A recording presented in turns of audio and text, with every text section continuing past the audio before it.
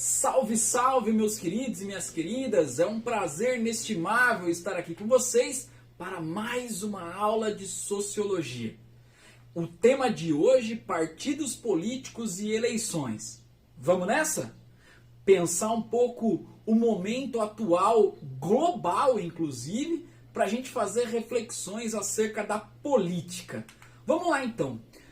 Para a gente entender um pouco sobre os conceitos de partidos políticos, ideologias, classes sociais, sistemas eleitorais, né, os próprios cargos dentro da democracia representativa, se a gente pensar em voto, tudo isso, né, que permeia o debate histórico, o debate sociológico, nós precisamos primeiro entender que isso é fruto de um movimento construído a partir da história. É claro que esse movimento a partir da história, ele não necessariamente é um movimento evolucionista, mas nós precisamos compreender que é um movimento essencialmente humano, né? Então, essas características políticas, elas são criadas a partir das ações dos seres humanos como agentes históricos. E a gente sabe que quanto maior a humanização do poder, maiores também são os conceitos que nós vamos aprender e destrinchá-los vai ser sempre um desafio, tá?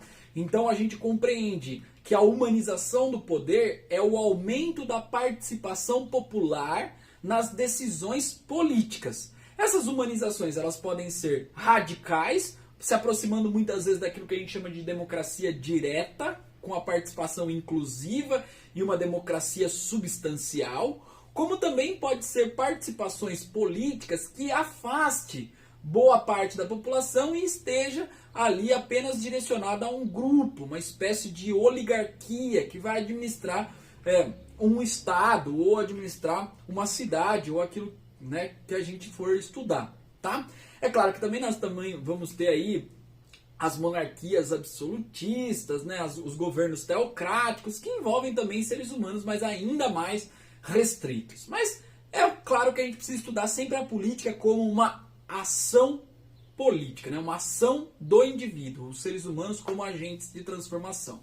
Pois bem, quando a gente fala em partidos políticos, que é o tema da nossa aula, a gente precisa ter em mente, pelo menos, que essencialmente, e baseado um pouco também no senso comum e em teorias sociológicas, de que o partido político é uma organização na contemporaneidade que conjuga pessoas com o mesmo interesse, né? Então nós temos aí pessoas que vão tentar disputar o Estado para chegar ao governo desse Estado e conseguir implementar um programa, né? É claro que a gente está idealizando partidos políticos que tenham programas, né? Idealizando partidos políticos que foram construídos a partir de debates, né? Que foram construídos pensando mesmo em interesses coletivos e não em interesses individuais. Mas eu vou mostrar para vocês que nós também vamos ter partidos formados a partir de interesses de indivíduos, né?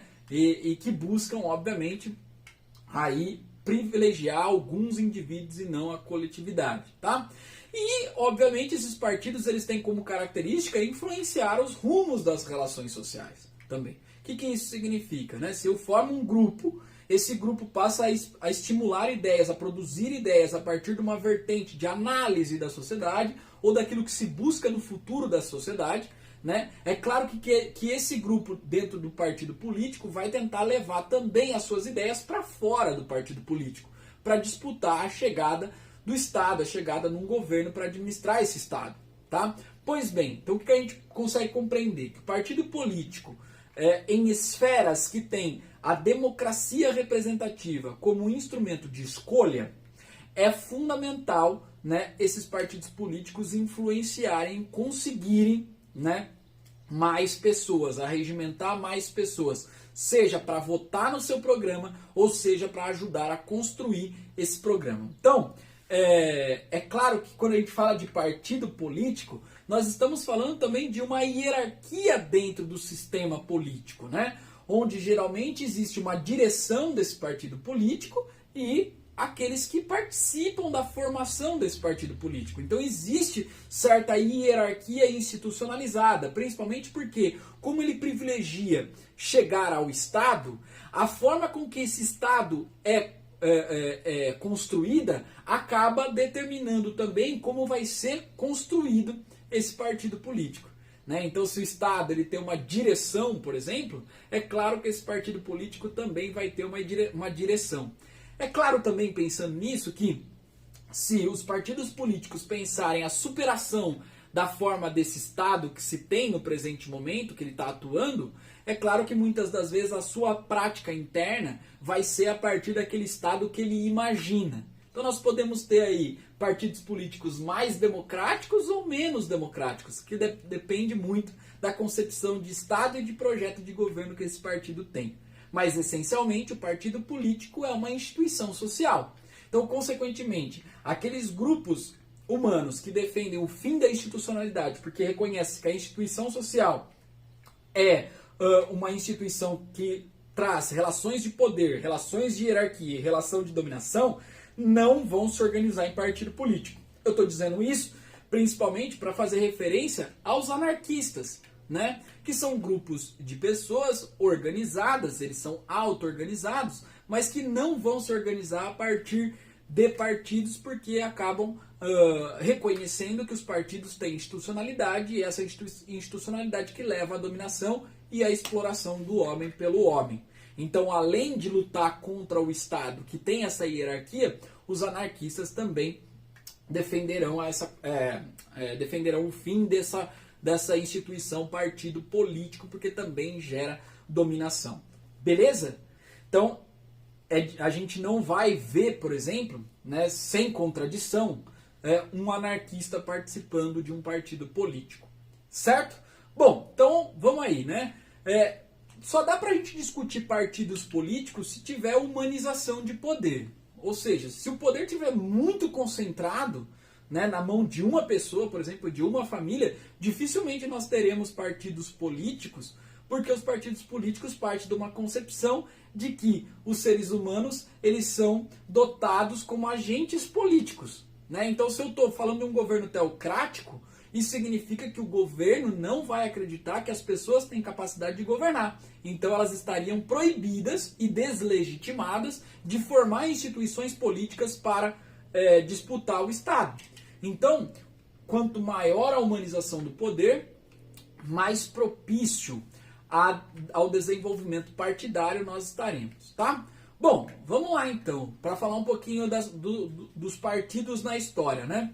A sociedade moderna e as suas transformações. Então, os partidos políticos, eles passam a existir essencialmente a partir da criação da sociedade moderna, né? E a gente já falou sobre o que é a sociedade moderna, né? A sociedade moderna, inclusive quem não sabe o que é a sociedade moderna, nós temos um vídeo aqui que fala sobre cidadania e sociedade moderna, tá? Mas só para fazer um parênteses, a sociedade moderna na verdade, a sociedade que foi constituída sobre os pilares da burguesia, né, da sua maturidade moral, política e econômica, né, com as revoluções burguesas, Revolução Industrial, Revolução Francesa e assim sucessivamente. Então, os partidos surgem com a possibilidade de que os seres humanos têm igualdade jurídica.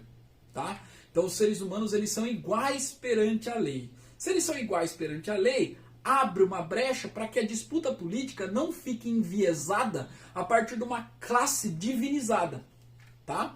Mas é claro, você vai falar, então, Cláudio, se todos são iguais perante a lei, isso significa que todos vão participar da política nesse exato momento que eles classificaram que todos são iguais perante a lei? Não, porque num primeiro momento, vocês vão se lembrar das aulas de Revolução Francesa, por exemplo, que o voto era censitário. Mas, veja, que o voto sendo censitário partia de um pressuposto essencialmente material, não de um pressuposto da natureza divina do ser. Tudo bem? Então o que eu quero compreender, quero que vocês compreendam é que a sociedade moderna é a sociedade que vai constituir, né, tarefas materiais para a política. Então, ao longo do tempo, nós vamos ver também humanizações de poder até nós chegarmos na no voto universal, sobretudo no voto universal mesmo a partir do século XX, aqui no Brasil, a partir de 1945, quando as mulheres votam para presidente pela primeira vez. O direito a voto já tinha sido conquistado na década de 30, né? Mas para constituinte, para o parlamento. Pois bem, como que começa então, né? Os partidos políticos vão começar a disputar os governos representativos. E a primeira forma de governo representativo que a gente tem é o que a gente chama de parlamentarismo. Então, os partidos começam a se organizar para angariar votos e trazer o domínio do parlamento, né? E aí esses partidos políticos, eles são influenciados por pessoas que têm influência na sociedade. Então aqueles figurões, né, aqueles que têm muita influência, que têm, sei lá, participação na sociedade, que são muito conhecidos, essas pessoas acabam acabam participando de um partido, mas nesse primeiro momento elas se tornam maiores que os próprios partidos políticos, né? Só depois de muito tempo, sobretudo no século XX, que os partidos políticos, alguns deles, nem todos, hein, porque alguns ainda continuam com essa percepção, com essa concepção de partido, de que os indivíduos são maiores do que os partidos. Basta a gente ver no Brasil, né, muitas figuras políticas sendo maiores que seus próprios partidos, né? A gente tem vários exemplos claros sobre isso. Mas, a partir do século XX, por conta dessa pressão social para a participação política, né, muitos partidos políticos acabam sendo formados de classes populares, né, de classes operárias urbanas, né, que passam então a ter um projeto coletivo de sociedade, né? E aí, em alguns casos, esse projeto coletivo de sociedade passa a ser defendido por um partido, onde os seus agentes políticos precisam estar submetidos a essas regras desse partido. Ou seja, tentar, de certa forma, fazer com que a coletividade do partido controle os seus políticos. Dizendo, bom, você não pode votar no parlamento a partir da sua consciência. Você precisa votar no parlamento a partir de uma discussão com a base do partido. Porque o agente político nada mais é do que um representante do partido. E, consequentemente, se ele é um representante do partido, ele precisa convocar, coincidir, discutir com o partido para saber o que é o programa do partido. Beleza? É um debate interessante pra caramba, pra gente discutir se esse político, depois de eleito, ele tem autonomia para escolher aquilo que ele quer a partir da sua consciência individual, ou se ele tem responsabilidades com sua base política. Isso, pessoal, traz uma reflexão sobre o Brasil, que a gente pode compreender que no Brasil nós temos esses dois grupos. Nós temos, inclusive, parlamentares que ganham a eleição e não dão satisfação nenhuma e nem perguntam para suas bases como ele deve votar, né? Que é uma espécie de cheque em branco que a população dá para esse indivíduo. E nós também temos alguns representantes que vão sim às suas bases perguntar e acabam decidindo em matérias importantes dentro do Congresso ou dentro das câmaras a partir daquilo que a sua base decidiu, tá? Então, nós vamos assistir essa segunda possibilidade a partir da popularização da política e do voto universal, tá? Então nós temos aí a noção de que partido é maior que o indivíduo, né? Quando nós tivermos uma maior popularização da política, ou então o indivíduo, né?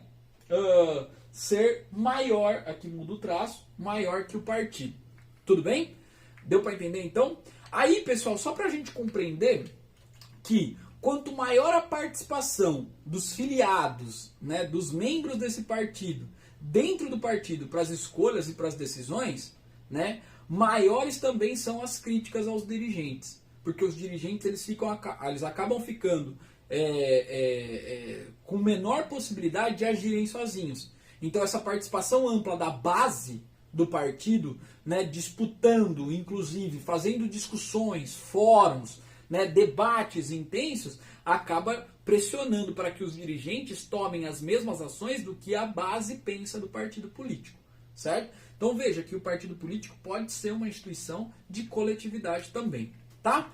Bom, se a gente estava falando de domínio, né, a gente precisa falar de um conceito muito importante que é a hegemonia e, consequentemente, como que a hegemonia está vinculada ao poder, né? Quando a gente fala em hegemonia, o senso comum traz pra gente que hegemonia é domínio e é supremacia, né? Mas a esquerda, como um todo, acabou explicando a hegemonia, né? Usando o conceito de hegemonia para explicar as relações assimétricas entre classes sociais, certo? Então, sobretudo a esquerda marxista, que vai compreender, né, que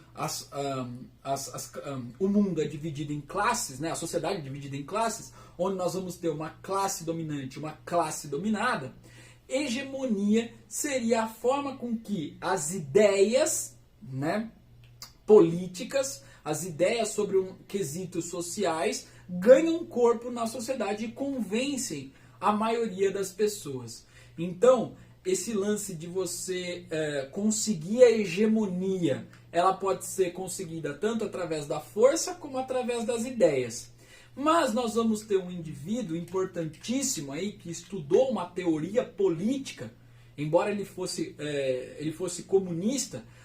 A sua teoria não é só uma teoria para os comunistas, é uma teoria que envolve uma análise política, que é o Antônio Gramsci, né, um italiano que viveu no final do século XIX e na primeira metade do século XX, né, até 1937, que assistiu o surgimento da União Soviética, né, e entendeu que a União Soviética havia vivido ali, de certa forma, um burocratismo, né, e ele vai desenvolver, a partir de uma teoria sobre uma análise política, o que a gente chama de hegemonia. Né? Ele preso, inclusive, os fascistas acabaram prendendo ele, né, durante a sua chegada ao poder, e ele passa a escrever diários na cadeia, chamados Diários do Cárcere, né, com folhas que tinha, tá, sobre uma teoria política. Então veja a importância desse cara, né? Ele vai escrever uma teoria política, sobretudo que obviamente vai ser utilizada pela esquerda, mas para fazer uma reflexão sobre o Estado Nacional Ocidental, tá? Principalmente porque a esquerda estava envolvida nessa época, a esquerda do Ocidente, como se o processo para chegar ao poder bastava fazer uma revolução armada, né? Basta fazer uma revolução armada, tomar o poder, como se fosse um golpe de Estado, e consequentemente a gente faria a Revolução Russa nos outros estados nacionais. E o Antônio Gramsci, vendo a experiência russa e entendendo as peculiaridades, né, as particularidades do Estado Nacional Ocidental, vai falar assim, não, nós temos particularidades que os orientais, que seriam os russos, não têm.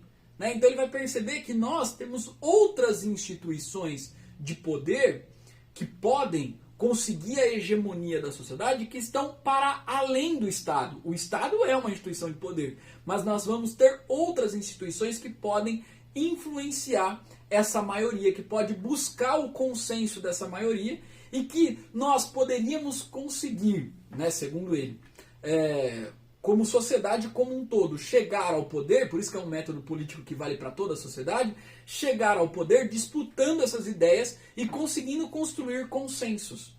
Beleza? Então é fundamental entender isso, que a ideia de hegemonia para ele é uma teoria política que vai tentar mostrar para a sociedade ocidental como ela deve agir, como ela pode agir para conseguir chegar ao Estado sem ter que pegar em armas, ou seja, dentro da própria democracia representativa burguesa.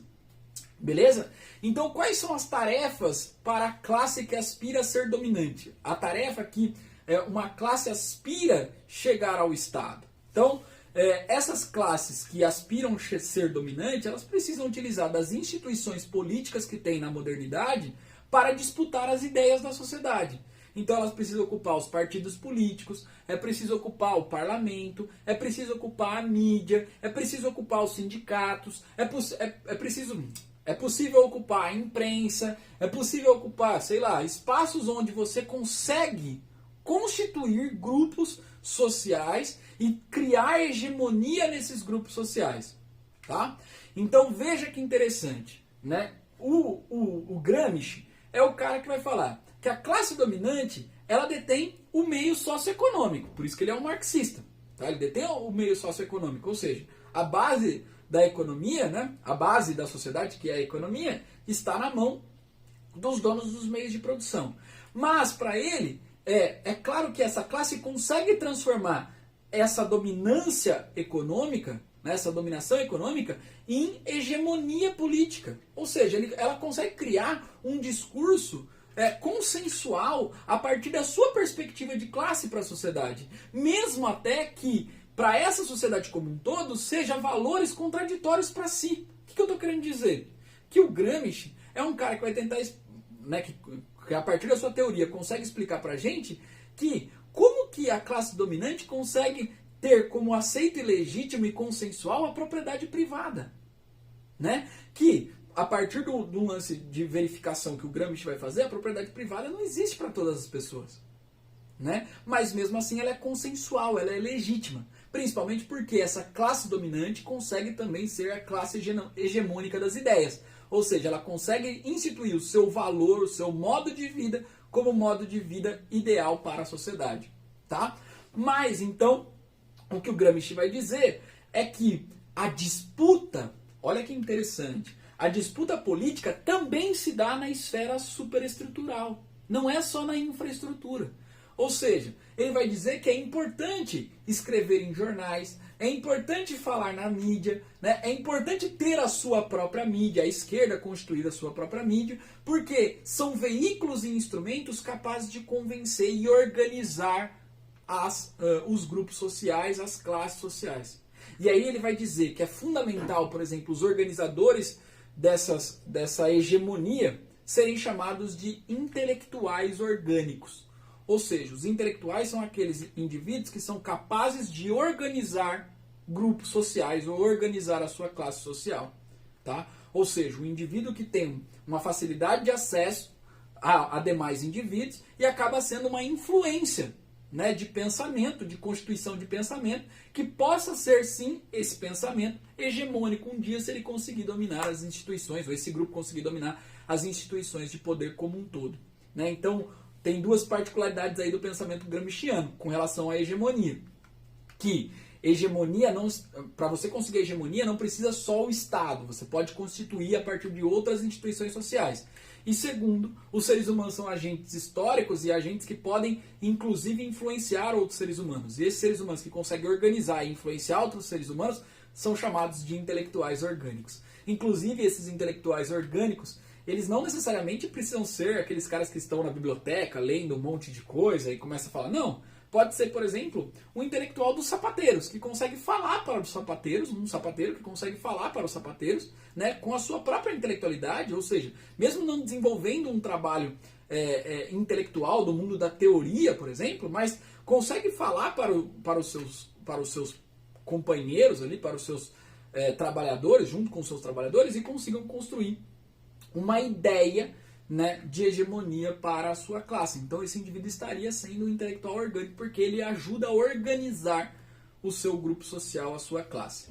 Beleza? E consequentemente, depois de ter conquistado a hegemonia sociopolítica, a hegemonia das ideias, aí é bem provável que, tendo essa moralidade construída, essas pessoas que construíram essa hegemonia poderiam derrotar essa classe dominante e se tornar a classe dominante. Beleza? Bom, vamos lá então para a gente ir melhorando um pouquinho a nossa fala aqui, né? Para a gente falar um pouquinho agora de sistemas eleitorais, da escolha dos indivíduos que vão ocupar o sistema representativo, então nós estamos falando sobretudo de sistemas representativos, né? Nós temos que lembrar de dois sistemas essenciais aí, que nós temos no Brasil, inclusive. O sistema proporcional, que é um sistema que reflete maior pluralidade social, ou seja, não é o mais votado que leva, mas é a proporcionalidade de votos que nós vamos ter a partir de um partido político, né? Então nós vamos ter a melhor distribuição dos projetos políticos. Agora você passa a compreender o porquê às vezes aquele indivíduo mais votado não foi eleito, como é o caso de vereadores, de deputados federais e deputados estaduais, principalmente porque esse indivíduo mais votado não teve como junto de si um grupo político também bem votado. Então ele não representa a pluralidade, ele representa só um indivíduo específico, né? É para tentar quebrar e tentar trazer mais expressividade para o coletivo. Beleza? Bom, então esse sistema eleitoral proporcional seria um sistema capaz de trazer mais representatividade para a pluralidade da população, né? Inclusive as minorias, em teoria, teria maiores chances de conseguir galgar esse poder. Beleza? Então, nós temos aqui essencialmente na esfera legislativa, tá? E o sistema majoritário na esfera executiva e em uma esfera legislativa também, né? E aí nós temos aí o projeto que vai ser eleito pela maioria dos votos válidos, tá? Então, as eleições brasileiras têm esse sistema majoritário, de certa forma, ele exprime a votação da maioria, mas ele não permite, por exemplo, que a minoria se expresse, porque leva quem teve mais voto, diferentemente do sistema proporcional, tá? Então, nas eleições brasileiras, nós temos dois exemplos essenciais aí, que seria o executivo, tanto prefeito, governador e presidente, é feita essa eleição, e para senador também, né? A cada 4 anos, ou a gente elege um senador ou dois senadores, depende do ano eleitoral, e consequentemente serão sempre eleitos os senadores mais votados. Então é o sistema majoritário. E se a gente falou do sistema eleitoral numa democracia representativa, nós precisamos entender então a representatividade, né? O que é a representatividade? Então a representatividade ela está posta dentro de uma situação que a gente chama de democracia liberal representativa ou democracia liberal burguesa, certo? Que seria essa democracia onde o indivíduo não participa diretamente, ele delega a alguém a sua condição de decisão, tá? Então eu vou até as urnas, escolho alguém e essa escolha de alguém faz com que esse alguém decida por mim. E a gente sabe os problemas da representatividade, né? Principalmente porque se alguém não tem a minha identidade, não sou eu, né? Então, em um bom momento a gente não vai conseguir identificar isso, a gente vai ter esses problemas. E algumas críticas importantes, porque muitas vezes a gente acaba assinando um cheque em branco para o indivíduo que a gente vota e a gente não tem controle sobre ele. Ainda mais se não tiver mecanismos de participação popular, a gente não tem controle sobre ele e ele acaba decidindo muitas vezes sobre os meus próprios interesses. Então, quantos são as pessoas que se arrependem do voto em coisa de 6 meses, em coisa de 2 meses, ou então no dia seguinte, que descobriu alguma coisa do cara que ele votou, né? E aí, alguns críticos vão dizer que o voto na democracia representativa é uma amortização da participação política. O que isso significa? Que você vota muitas vezes, e se você não tem consciência desse voto, que é o caso de praticamente todo mundo, né, que a gente não tem total consciência de tudo que o indivíduo representa, porque ele é outro indivíduo, né, ele tem os seus valores, a sua criação, tudo isso. Então, quando a gente faz isso, de delegar ao outro, é uma maneira da gente se afastar da política. E isso alguns críticos vão dizer que foi pensado pelo próprio Estado democrático, burguês, representativo, né? E que, de certa forma, acaba dando legitimidade para essa política de distanciamento social, certo? De ter uma casta de políticos que acabam decidindo pelo todo. E esse todo, a partir do não conhecimento de outras formas de participação política, acredita que é só mudar o voto em pessoas melhores que vai conseguir transformar a sociedade. E aí nós temos uma discussão interessante que alguns teóricos políticos, né, cientistas políticos, vão dizer da democracia representativa que ela tem limites, grandes limitações, e a democracia direta poderia ser um caminho, mas também tem as suas limitações por conta de como fazer nesse mundo em 2020 uma democracia direta e participativa. Mas ao mesmo tempo eles alegam a possibilidade da tecnologia ajudar para isso, certo? Bom, aqui pessoal, 5 pontos importantes para a gente pensar a democracia liberal representativa. Primeiro ponto, igualdade eleitoral dos cidadãos, né? Os cidadãos têm condição de ser candidato a algo e também de votar e ter o mesmo peso, né, do seu voto, certo? Todos os cidadãos o mesmo peso. O grau de representatividade, ou seja, será que um país tem muita representatividade ou pouca representatividade, né? Então aí a substância disso é importante. Eleição de governos majoritários, tem essa possibilidade também de você conseguir governar quem vai executar, né? A relação entre representantes e representados e ver o distanciamento que isso tem, né? Se tem uma relação próxima, uma relação distante, principalmente daqueles que são os representantes, quem são eles, qual é a origem de classe, qual é a origem racial, qual é a origem socioeconômica, né? E o grau de escolha permitido aos eleitores. Se os eleitores eles têm mesmo uma escolha a ser feita, né? Ou se são cores do mesmo tom, sabe? Então aí nós temos várias críticas também de como sempre são os mesmos partidos, os mesmos projetos acabando disputando, e aqueles partidos e projetos que são diferentes, que tentam mostrar a superação do sistema, eles são colocados à margem da sociedade. Então, esses seriam aí 5 pontos importantes para a gente pensar a democracia liberal representativa e mostrar suas contradições e as suas limitações, certo? Que é nada mais, nada menos do que uma análise sociológica que nós podemos fazer. Essa foi então a nossa aula de eleições e sistemas políticos, aí, sistemas eleitorais, tá? Espero que vocês tenham gostado, curta o nosso canal, a nossa aula inclusive, e um forte abraço para você, até logo!